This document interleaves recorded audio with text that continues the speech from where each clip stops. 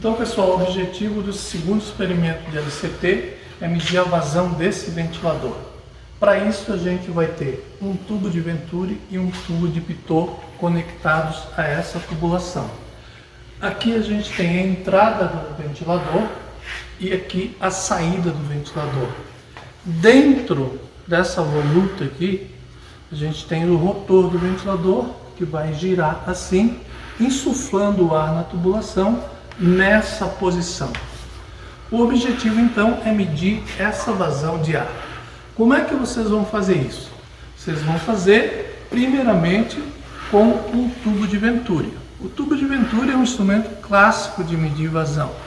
Lá por volta de 1918, mais ou menos, ele foi desenvolvido. Como podemos ver, ele foi usinado em acrílico, mas podemos ver a seção com área menor.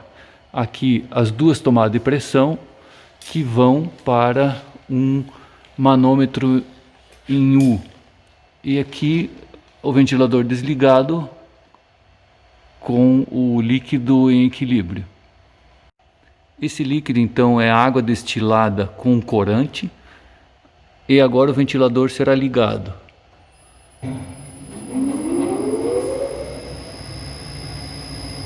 Tem-se assim uma diferença de altura e com isso consegue-se determinar a vazão. Nós vamos ter obtido a vazão pelo tubo de Venturi. A mesma vazão vai passar lá no final da tubulação, onde a gente tem um outro mecanismo para medir vazão. O tubo do Pitot, que é nada mais do que um pequeno tubo, na verdade é uma agulha, né? Tem um furo no meio e ele vai até o manômetro inclinado. Agora então o Pitot vai varrer o diâmetro ali, né, do posicionamento. Ele está associado aqui com um paquímetro, né? Então a primeira parte é saber da onde até onde ele vai. Por isso é girado aqui até ele encostar, praticamente encostar em uma das faces. Zerou ali, gira para o outro lado até alcançar a outra face. O paquímetro então chegou até a borda inferior, é anotado o valor que deu aqui, por exemplo 72,70 milímetros. Agora ele é novamente levantado até o centro, que é a metade desse valor medido. E ali o paquímetro é zerado novamente. Tá, então agora foi achado o centro, aqui estamos no centro, e agora vai ser, claro, o ventilador ligado e feita a medição em cada ponto que vai ser passado pela tabela. Aqui então temos o manômetro inclinado, aonde que temos a entrada da pressão. Essa entrada vai para esse reservatório. Aqui nós temos um álcool com um pigmento laranja e ele está nesse nível que a gente consegue ver aqui, ó. Isso aqui tem conexão, talvez podemos ver aqui por baixo, está conectado, que sai aqui então no inclinado. A gente consegue mudar, girando essa porca, a gente consegue fazer o zero no manômetro, então girando para um lado ou para o outro.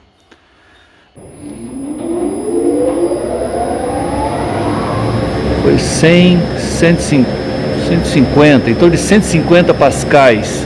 Então essa leitura já dá em pascais, na vertical. É isso que ele mostra aqui na escala. Mas notem que a resolução é baixa, eu queria aumentar essa resolução. Então como a gente faz isso? É inclinando ele. Então eu tenho várias escalas de inclinação. Nós vamos colocar a inclinação aqui 1:10. Então nessa inclinação nós vemos aqui, ó, que chegou, olha como eu tenho mais resolução, chegou aqui 1450, consigo ter uma 1460, então eu consigo ter uma resolução muito melhor do que naquele quando está na vertical, e é essa a razão. Então o que eu preciso fazer se eu leio na inclinado? Esse é o valor indicado, eu tenho que transformar para o valor verdadeiro. E o que eu faço isso? Dividindo pelo valor que aparece aqui na minha escala. Então, dividindo por 10, né, 1480, divido por 10, 148 pascais, que é exatamente o que eu vejo quando está aqui na vertical, só que com menos resolução, tá? Então, esse é o porquê se usa o manômetro inclinado. Aqui também, como é que funciona, né? Aquilo que a gente já mostrou, né? O líquido aqui teoricamente abaixa, só que como o diâmetro é grande, a redução é pequena. E essa escala já está compensando essa redução do nível que se dá no reservatório maior. Outro detalhe é que isso aqui está medindo pressão em relação à atmosfera. Por quê? Porque o manômetro, apesar de não estar visto aqui, mas ele está aberto para a atmosfera. Aonde? Ele vai ali, passa por esse cano, entra aqui e sai aqui, aberto para a atmosfera.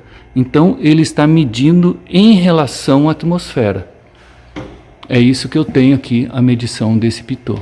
Então é uma pressão relativa, né, em relação à atmosfera. Mas esse experimento tem uma segunda parte, que é o seguinte. Aqui, antes disso, vamos mostrar aqui o ventilador centrífugo. Então, ele é acionado aqui, como vocês viram, pelo motor. Esse ventilador centrífugo vai ser falado mais na aula ainda, mas ele é similar a isso aqui.